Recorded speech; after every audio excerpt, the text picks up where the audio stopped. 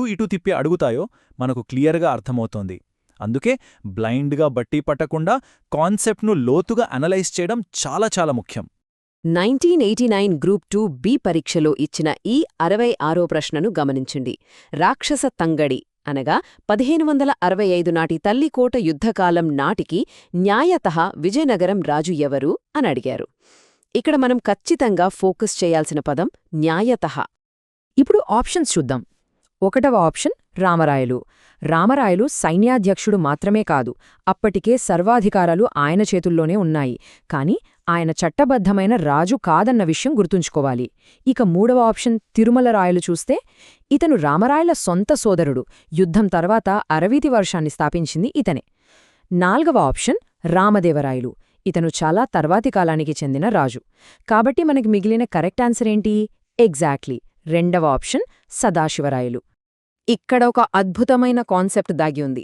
వాస్తవ పాలకుడికి నామమాత్రపు రాజుకు మధ్య ఉన్న తేడా ఇది. అలియా రామరాయలు డీఫాక్టో అంటే రియల్ రూలర్ అన్నమాట. సైన్యం, పరిపాలన మొత్తం ఆయన కంట్రోల్లోనే నడిచేది. కాని రాజరికం రూల్స్ ప్రకారం చూస్తే చట్టబద్ధమైన లేదా న్యాయతః రాజు మాత్రం సదాశివరాయలే. చూసారా, ఎగ్జామినర్స్ న్యాయతః అనే ఒక్క పదంతో ఎలా గందరగోళానికి గురిచేశారో? ఇలాంటి చిన్న చిన్న ట్రిక్స్ దగ్గరే మనం చాలా అప్రమత్తంగా ఉండాలి.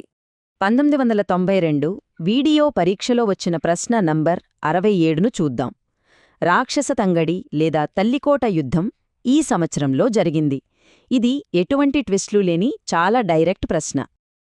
కానీ ఇక్కడ ఆప్షన్స్ చూస్తే పేపర్ సెట్టర్ మనని ఎలా కన్ఫ్యూజ్ చేయాలనుకున్నారో ఇట్టే అర్థమైపోతుంది.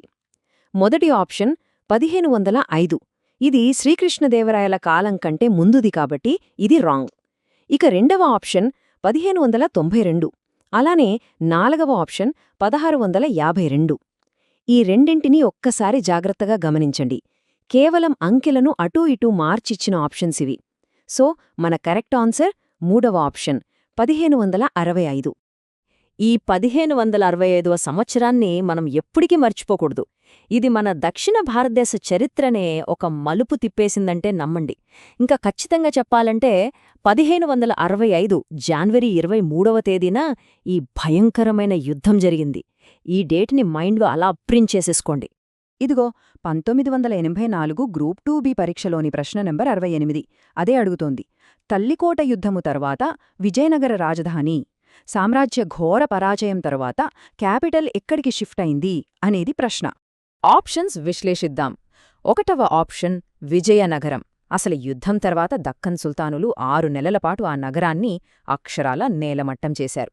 ఇక అది రాజధానిగా ఉండే ఛాన్సే లేదు. 4వ ఆప్షన్ కొండవీడు. ఇది మన ఆంధ్రప్రదేశ్లోని ఒక ముఖ్యమైన కోట మాత్రమే, కాని రాజధాని కాదు. 2వ ఆప్షన్ చంద్రగిరి. ఇది ఆఖరి దశలో రాజధానిగా ఉండేది. యుద్ధం జరిగిన వెంటనే ప్రాణాలు గుప్పిట్లో పెట్టుకుని తిరుమల రాయలు పారిపోయి ఏర్పాటు చేసుకున్న తక్షణ రాజధాని 3వ ఆప్షన్ పెనుగొండ. కాబట్టి 3వ ఆప్షనే సరైన సమాధానం. ఒకసారే ఆ రాజధానులు ఎలా మారుతూ వచ్చాయో ఆర్డర్లో చూద్దాం. 1565కు ముందు తుంగభద్రా నదీ తీరాన ఉన్న విజయనగరం అంటే మన హంపి వారి వైభవానికి కేంద్రబిందువు. తల్లికోట విధ్వంసం తర్వాత ఎమర్జెన్సీగా అనంతపురం జిల్లాలోని పెనుగొండకు రాజధానిని మార్చారు. ఆ తర్వాత కొన్నేళ్లకు అరవీటి వంశస్థులు తమ చివరి రాజధానిని చంద్రగిరికి మార్చుకున్నారు. ఎగ్జామ్స్ పాయింట్ ఆఫ్ వ్యూలో ఈ వరుసక్రమం గుర్తుంచుకోవడం చాలా చాలా అవసరం. 2011 సబిన్స్పెక్టర్ పరీక్షలో వచ్చిన ఈ 69వ ప్రశ్న చూడండి. 1565వ సంవత్సరంలో తల్లికోట యుద్ధం వీరి మధ్య జరిగింది అని డైరెక్ట్గా ఆ శత్రువర్గాలేవో అడిగారు. ఆప్షన్లో గమనిస్తే 1 విజయనగర రాజులు మరియు గోల్కొండ నవాబు. ఇక్కడ గోల్కొండ పాల్గొన్నమాట వాస్తవమే, కాని వాళ్ళొక్కరే కాదు కదా. 2 విజయనగర రాజులు మరియు కొండవీడు రెడ్డి రాజులు. అసలు ఆ కాలానికే రెడ్డిరాజుల ప్రాభవమే లేదు, ఇది కంప్లీట్గా రాంగ్. 4 దక్కన్ సుల్తానులు మరియు కొండవీడు రెడ్డిరాజులు.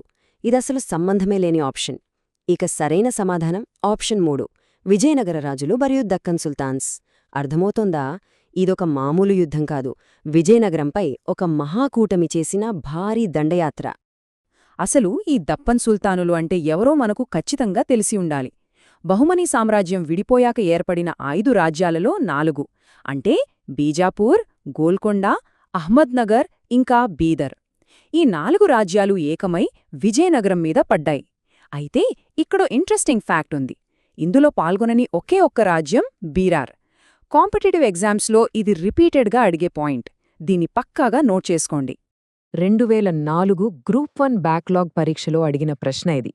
క్రీస్తు శకం 1565లో విజయనగర సామ్రాజ్య వైభవ పతనానికి దారితీసిన రాక్షసి తంగడి యుద్ధంలో పోరాడిన ఇరు పక్షాలు ఈ కిండివానిలో ఏవి? చూడ్డానికి కొద్దిగా టఫ్గా అనిపిస్తుంది కదో, కానీ కాన్సెప్ట్ క్లియర్గా ఉంటే ఆన్సర్ మన కళ్ల ముందే ఉంటుంది. ఆప్షన్లను ఒక్కొక్కటిగా ఎలిమినేట్ చేద్దాం. ఆప్షన్ 1 రామరాయలు మరియు బీరారు ఇమాద్ షాహీలు. ఇప్పుడేగా చెప్పుకున్నాం, బీరార్ అసలు యుద్ధంలోనే లేదు, కాబట్టి ఇది తప్పు. ఆప్షన్ 3 వీరనరసింహుడు మరియు అహ్మద్నగర్ నిజాం షాహీలు. వీరనరసింహుడు తులువ వంశస్థాపకుడు, ఆయన 1505 కాలం నాటివాడు, సో ఇది కూడా తప్పే. ఆప్షన్ 2 బీజాపూర్ ఆదిల్ షాహీలు మరియు రామరాయలు. యుద్ధంలో బీజాపూర్ పాత్ర పెద్దదే, కాని రామరాయలను నేరుగా ఢీకొని అంతం చేసింది వాళ్లు కాదు. ఇక మిగిలిన ఖచ్చితమైన సమాధానం ఆప్షన్ 4 రామరాయలు మరియు అహ్మద్నగర్ నిజాం. అహ్మద్నగర్ సుల్తాన్ హుసేన్ నిజాం షా, ఇతనే స్వయంగా రామరాయల తల నరికి ఆ మహాసామ్రాజ్య పతనానికి కారణమయ్యాడు. కాబట్టి 4వ ఆప్షనే ఎగ్జాక్ట్ ఆన్సర్.